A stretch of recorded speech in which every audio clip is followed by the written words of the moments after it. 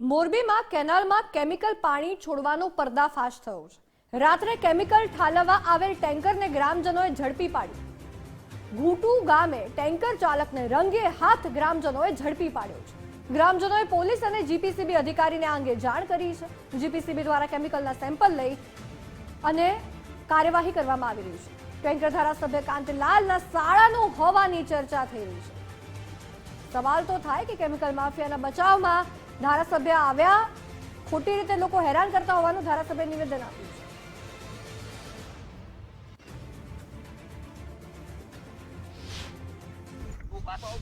हाँ सर, यहाँ શું કામ ભેગો ભેગો ફરે છે?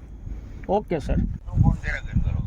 अरे અહીંયા જવા નથી દેતા મને યાર કુટુભાઈ। વાત તો નથી. તારો ભાઈ ને પોલીસ વાળા આવ્યા? ના કંટીલાએ ફોન કર્યો તો આવે એમ। હા તો કાંઈ વાંધો નહીં, ગાડી હમણાં ઉડાવ્યો. હા, ક્યાંથી ભરીને આવ્યો ટાંકો?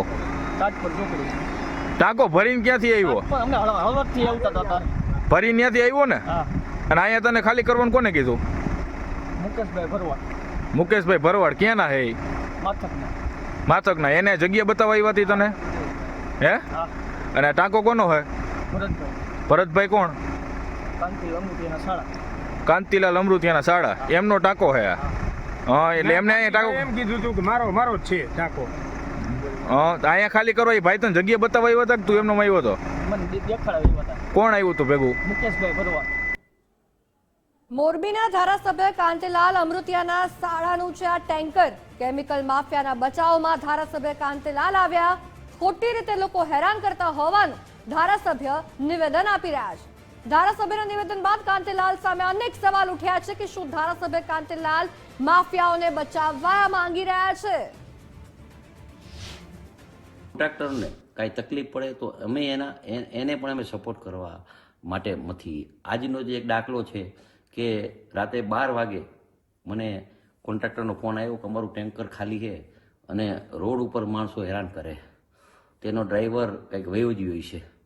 તો 12 વાગે કોન્ટ્રાક્ટરને મેં હેલ્પ કરી, જાણ્યું શું છે, પ્રદૂષણવાળાને મોકલા, પોલીસને મોકલા, ટેન્કર ખરેખર ખાલી હતું તો કોન્ટ્રાક્ટરને હેલ્પ કરીને એનું ટેન્કર આપણે પાછું દેવડાવ્યું। એટલે મારી વિનંતી છે, કામ સારું કરો તો અમારો સહયોગ છે, કામ સારા થવા જોઈએ।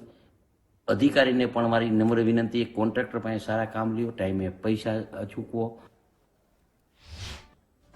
ત્યારે આ બાબતે પ્રદૂષણ નિયંત્રણ બોર્ડના અધિકારી મહેન્દ્ર સોનીએ જણાવ્યું હતું કે તેમના દ્વારા ટેન્કરમાંથી અને જે કેમિકલ ફેંકવાની વાત હતી તે જગ્યા પરથી સેમ્પલ લેવામાં આવ્યા છે અને હાલમાં ટેન્કર પોલીસ મથકે છે, તેમજ સેમ્પલના રિપોર્ટ આવ્યા બાદ આગળની કાર્યવાહી કરવામાં આવશે।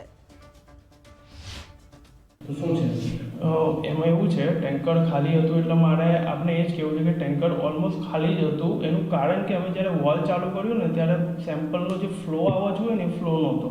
જ્યારે કે જો ચાલુ તમે કરો, ટેન્કર ભરેલું હોય ને તો એનો ફોર્સ હોય ને એટલું ઝડપથી પાણી આવે। જ્યારે અમે ચાલુ કર્યું ને ત્યારે થોડું છેવટનું જે મટીરિયલ છે તે આવતું હતું, એટલે અમે છે ને અમારે એનાલિસિસ માટે ખાસ લઈ લીધું સેમ્પલ ને એમની વાતે આ ધોરણ જોતા તો મને પહેલાં સાચી છે, કારણ કે ટેન્કર ઓલમોસ્ટ ખાલી હતું, જે હતું તે થોડું ઘણું મટીરિયલ અમે પડ્યું એવો દાવો પણ કરવામાં આવ્યો છે કે ટેન્કર તેમને છોડાવી દીધું છે, તો તમે કહો છો કે ટેન્કર હાલમાં જપ્ત કરેલું છે?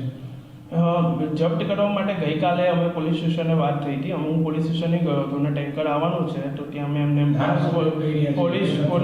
પોલીસને કીધું હતું કે ભાઈ ટેન્કર તમારા ત્યાં આવી રહ્યું છે, તો ટેન્કર આપના ત્યાં જે આવે છે એના ઉપર તમે કાર્યવાહી કરીને મને આપજો। એના પછી આજેથી મારે સવારથી મિટિંગને હતું, હું આજે પોલીસ સ્ટેશન ગયો હતો કે આપણે ત્યાંથી શું કાર્યવાહી કરી છે, ક્લીનરે કોઈ સ્ટેટમેન્ટ આપી છે, જે કંઈ હોય તો તમે મને કાર્યવાહીનો રિપોર્ટ આપો તો હું આગળ કાર્યવાહી કરી શકું।